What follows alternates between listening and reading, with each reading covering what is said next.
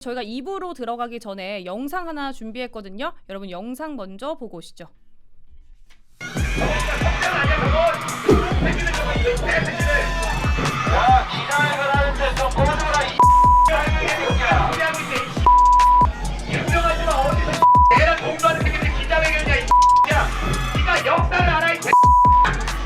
역사도 모르는 새끼가 무슨 역사 강사를 한다고 연정하고 있는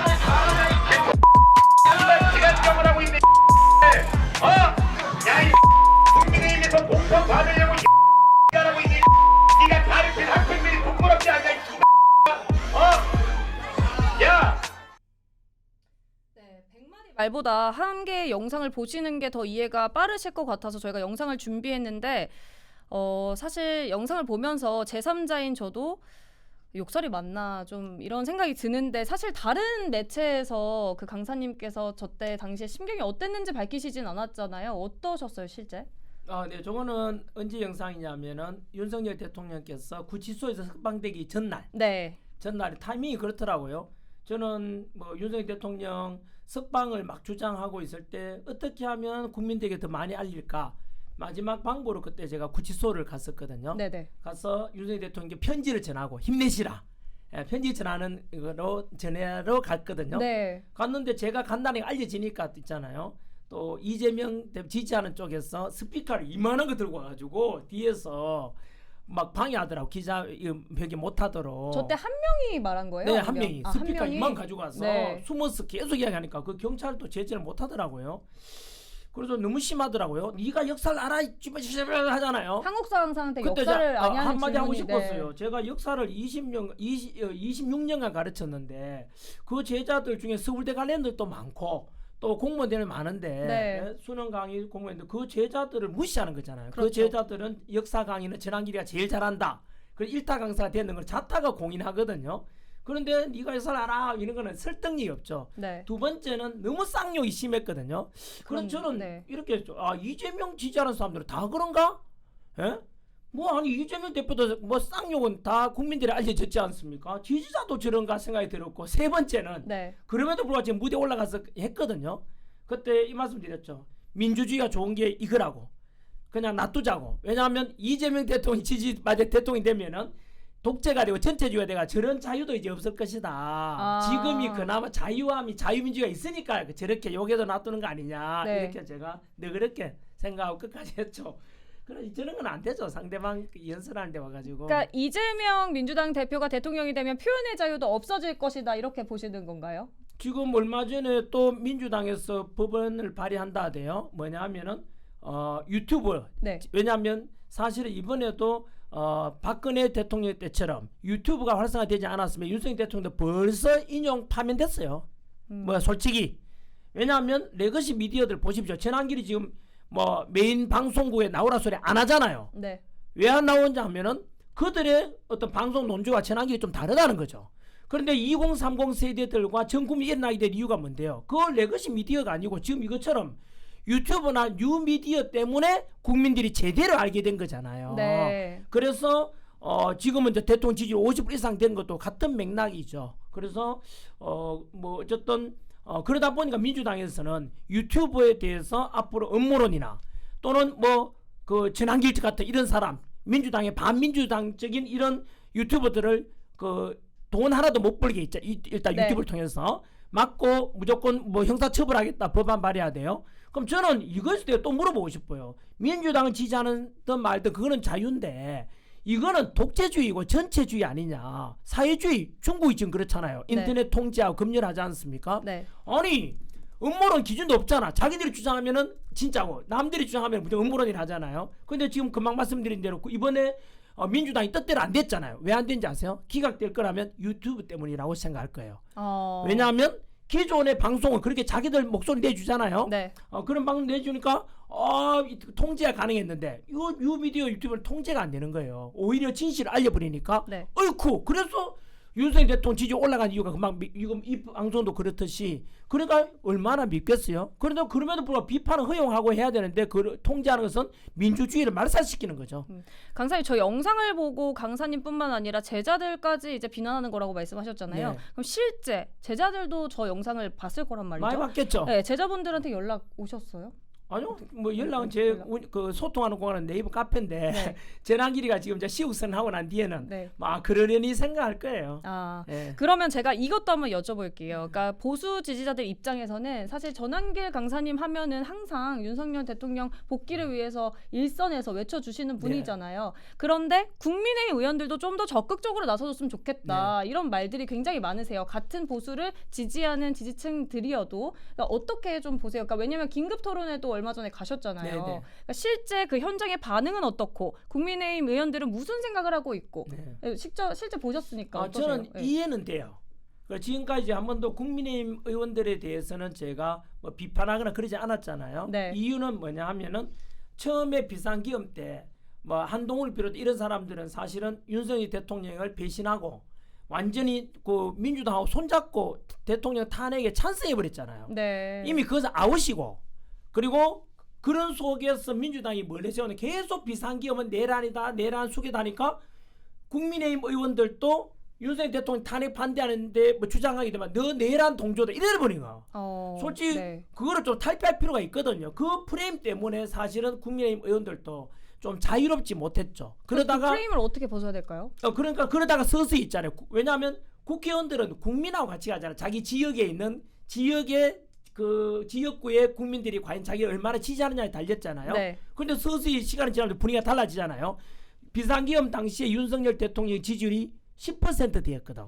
그러니까 탄핵을 주장하는 사람이 훨씬 많잖아요. 그러니까 국민의힘 의원들도 국민의 뜻을 볼 때 좀 우중충할 수밖에 없었고 네. 그 뒤로 국민의힘은 가만히 있는데 이거 2030 청년들과 광장에 시민들 들고 나서 윤석열 대통령 탄핵하면 안 된다 막 일어났잖아. 탄핵 반대 하니까 국민의힘 의원들도 이제 슬그머니 같이 나올 수밖에 없죠. 국민들이 그렇죠. 이러니까. 네, 그러니까 그렇죠. 이제 서서히 무엇이 옳은지에 대해서는 광장이 먼저 알았고 네. 그리고 대통령 지지 올라오면서 사실은 이제 그 중에서 우리 오늘 이제 우리 유튜버처럼 이제 윤석열 대통령이 왜 비상기업 선포했지? 진짜 내란인가? 내란 아니네?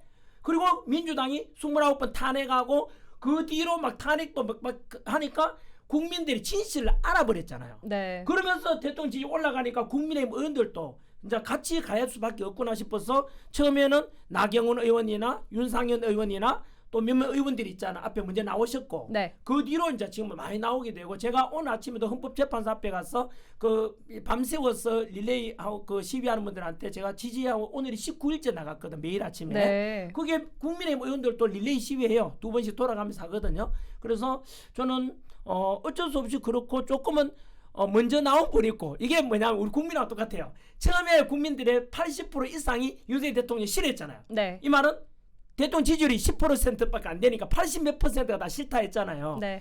그런데 서서히 국민들도 개몽되고 저도 개몽됐고 네. 저도 계엄이 아니라 이런 개몽령이 돼서 그래서 그 뒤로 개몽을 일하면서- 또 전파해 주셨잖아요. 그렇죠. 개몽령이 되면서 국민의힘들도 서서히 같이 나오게 되면서 지금은 이제 다 마음이 비슷하다 이런 생각이 들어요. 사실 그 탄핵 반대 집회에서 전한길 강사님 빼면은 약간 그 팥없는 빵 같을 정도로 좀 허전한데 사실 일선에서 굉장히 계속해서 윤석열 대통령 복귀해야 된다 외쳐주셨는데 만약에 이번 4일에 기각 또는 각하가 나와요. 그럼 앞으로 우리는 전한길 강사님은 어디서 뵐 수 있을까? 만약에 저희한테는 사실 기각이나 각하가 굉장히 좋은 내용인데 앞으로 전한길 강사님의 행보는 어떻게 될까? 이렇게 더 앞서서 이제 좀 이렇게 생각해 보시는 분들도 많거든요. 앞으로 행보도 생각하고 계세요?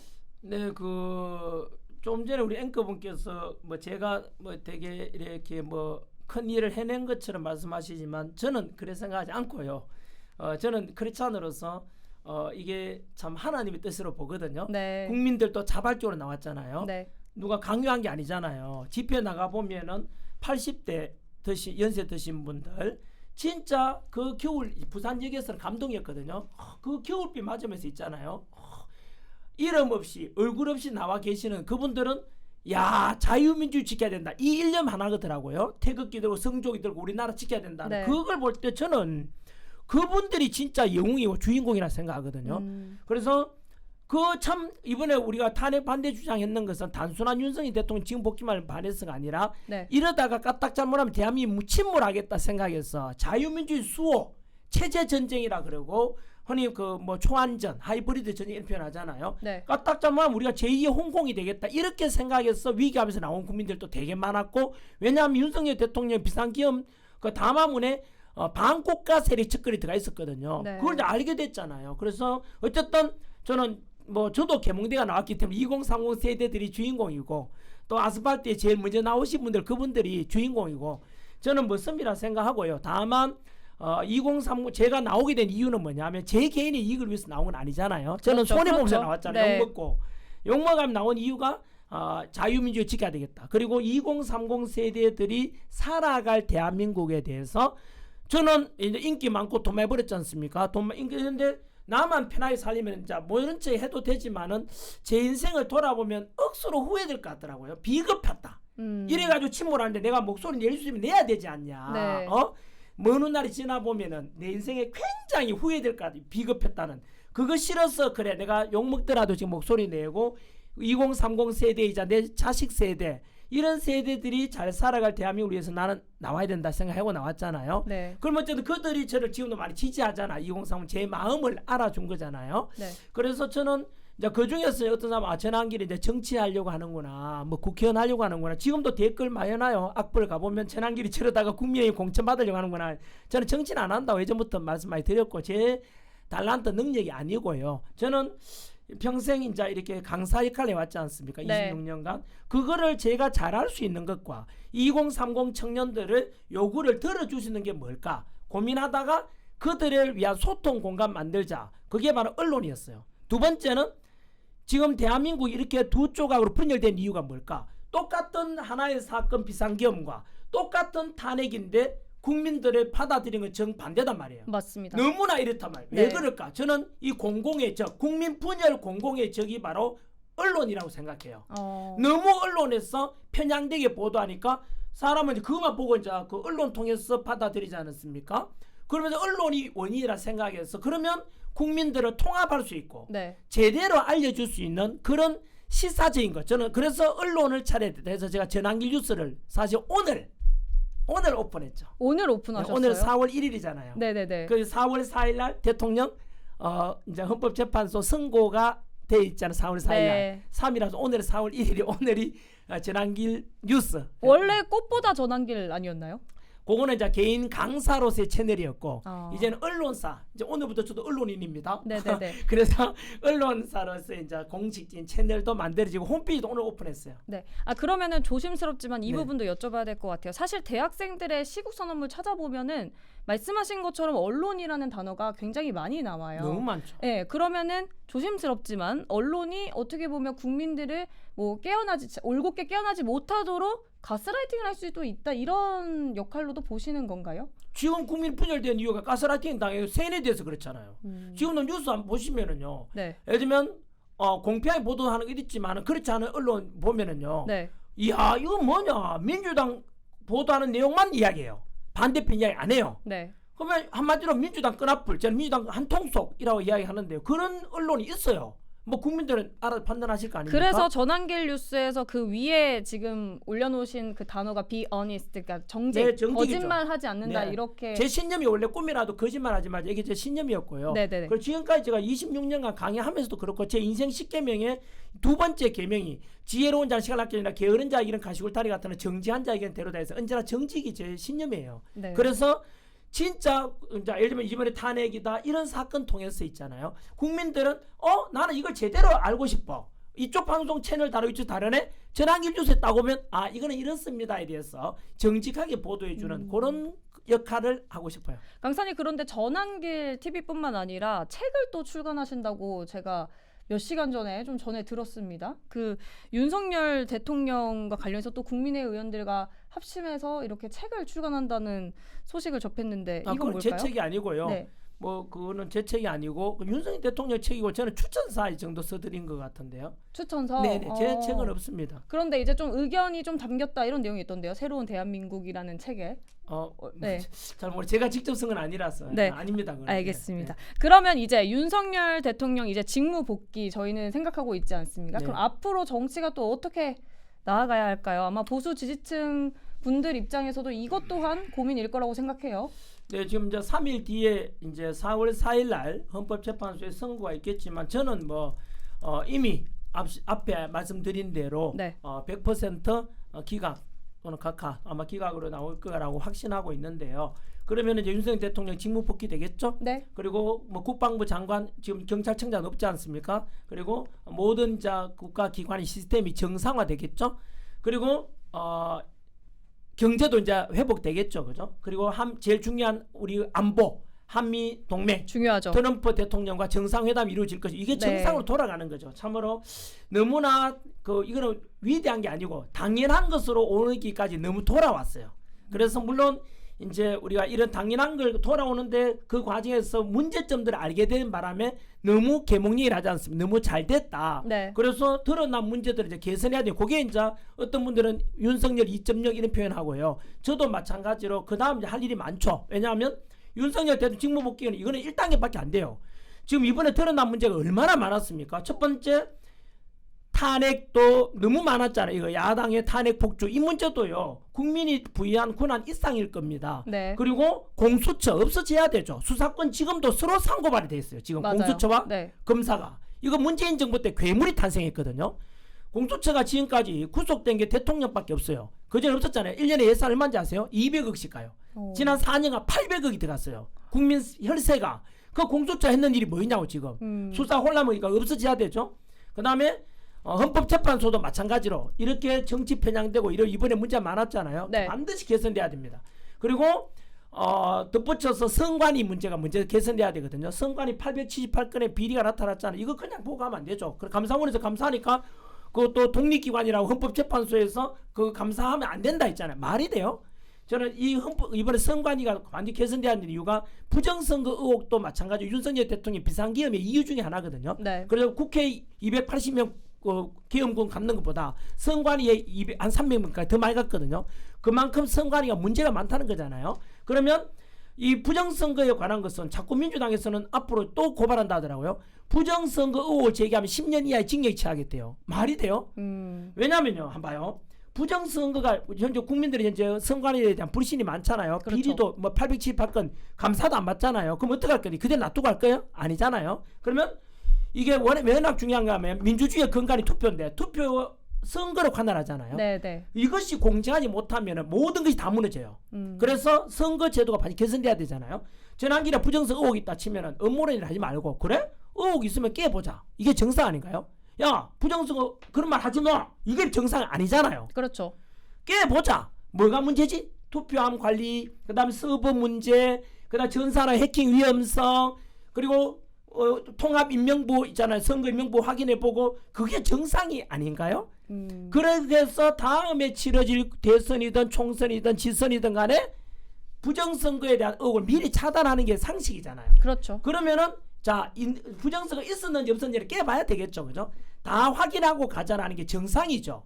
그래야만 다음 선거에 대해서 투명성이 확보되잖아요. 그거는 여당이든 야당이든 국민이든 선관위 직원까지도 다 찬성해야 되는 게 정상이죠. 그렇죠. 그런데 왜 덮고 가자 하죠? 왜 부정선거 이야기만 하면 발작을 하냐고. 그거는 국민들을 속이는 거죠. 왜 음모론이라고 계속 주장을 할까요? 그러니까요. 그러면 그 많은 국민 여러분, 그러면 우리 초등학교 우리 3단 녹볼 계산하면 이 사람은 부정선거 의혹을 제기한다. 이 사람은 부정선거 의혹을 제기하지만 한다. 덮고 가자 한다. 부정선거 말하는 사람을 처벌하려고 한다. 누가 잘못됐죠? 이게 잘못됐잖아요. 그렇죠. 제가 이득을 얻으려 하는 거야. 제가 국회의원 선거 나가는 거 아닌데 그러면은 덮고자 하는 놈이 항상 범인입니다. 앞으로도 부정선거 저지르겠다고 생각하는 거라고 정확히 일치합니다. 안 그러면은 왜 덮고 가자 하지? 그렇지 않나요? 저는 이게 상식이라 생각하는데 무조건 부정선거 제기하면은 음모론이다. 그게 이상한 놈들이죠. 그러는 민주주의의 공공의 적이죠. 왜냐하면 투표는 공개하지 않는데 뭐가 잘못됐냐고. 저는 하여튼 그래서 선관위 문제 개선해야 된다. 마지막으로 지금 우리나라 구차 헌법이거든요. 네. 87년에 만들어진 구차 헌법이 5년 단임제잖아요. 네. 이건 잘못됐어요. 그 전에 전두환 7년짜리, 박정희 유신 때 계속하니까 6년짜리 계속하고 이러니까 5년짜리 한 번만 하고 가라 이거잖아요. 그러니까 책임 있고 장래성 있는 정책을 못 세워요. 그래서 개헌을 반드시 해야 됩니다. 개헌. 네, 개헌을 반드시 10차 개헌해가지고 이거는 이미 윤석열 대통령께서는 구치소에서 나오시면서 말씀하셨거든요. 나는 얼마든지 개헌에 대해서 임기 단축에 대한 말씀까지 꺼냈어요. 그 정도로 개헌이 필요하다고 말씀하신 거거든요. 네. 그래서 저는 빠른 시일 내에 국회 해산해야 된다고 생각해요. 알겠습니다. 국회 해산하고 그다음에 국회 해산하고 그다음에 개헌을 하고 그다음에 조기 총선이겠죠. 네. 총선 새로 하고 개헌을 반드시 해야 됩니다. 그렇지 않으면 또 탄핵 문제 생기고 극단이 되려고. 그래서 4년 중임제 개헌을 반드시 한다고 저는 생각합니다. 알겠습니다. 윤석열 대통령이 복귀하면은 아마 개헌은 계속해서 추진할 것으로 네. 좀 예상을 하고 있고 네. 실제 뭐 저도 이제 주말에 탄핵 반대 집회 나가 보면은 진짜 정말로 그 차가운 아스팔트에 굉장히 앉아서 24시간 꼬박 계시는 분들이 정말 많으세요. 그래서 사실은 이제 3일 뒤에 저희가 기각이냐 각하냐 이제 결정이 나오겠지만 만약에 기각이나 각하가 나오면 결국에 그것은 우리 국민들이 만들어낸 거다. 보수 그렇죠. 지지층이 만들어낸 거다. 이렇게 생각할 수 있을 것 같습니다. 강사님 말씀처럼 덮으려고 하는 놈들이 잘못인 거죠, 사실. 네. 네, 알겠습니다. 저희가 또 결과는 3일 뒤에 계속해서 이제 전해드리도록 하고요. 저희가 시간 관계상 오늘은 네, 여기서 마무리하겠습니다.